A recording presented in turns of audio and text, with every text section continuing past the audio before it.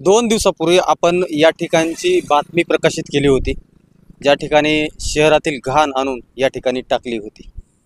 त्यानंतर नगरपालिका प्रशासनाने सदर जागची घाण उचलली होती आणि त्यानंतर या ठिकाणी एक सूचना फलक लावलेला आहे, ज्यावरती येथे कचरा टाकू नये, टाकणाऱ्यास कायदेशीर कारवाई करण्यात येईल अशा सूचनेचा या ठिकाणी बोर्ड लावण्यात आलेला आहे।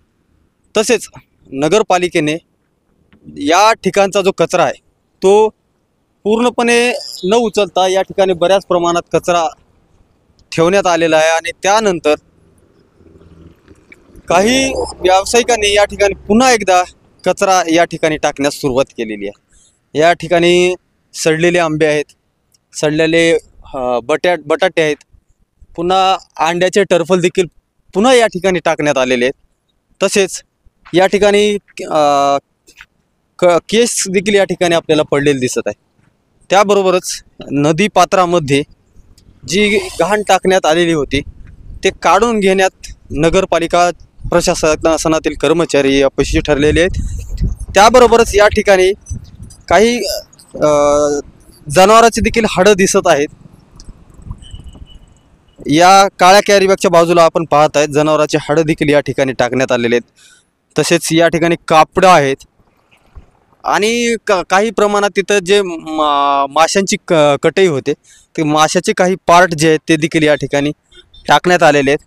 त्याबरोबरच नदीमध्ये एक पोत्यामध्ये जनावराचंच काहीतरी मांस असल्यासारखंच काहीतरी दिसत आहे आणि हे सर्व घाण या पाण्याच्या माध्यमातून बाजूलाच असलेल्या साठवण तलावामध्ये जाते आणि त्या साठवण तलाव ओव्हरफ्लो झाल्यानंतर त्या साठवण तलावातील पाणी जे आहे हे नजीकच असलेल्या लिंबुटी डोंगरगाव धरणामध्ये जाते, ज्या धरणावरून अहमदपूर शहराला पाणी पुरवठा होतो।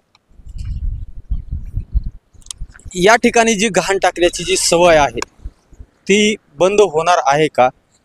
तसेच नगरपालिका प्रशासन यावर कुठली कायदेशीर आणि ठोस पाऊल उचलणार आहे का, किंवा फक्त सूचना फलक लावून या ठिकाणची घाण दूर होणार आहे का, हे येणाऱ्या काळात आपल्याला पाहायचं आहे।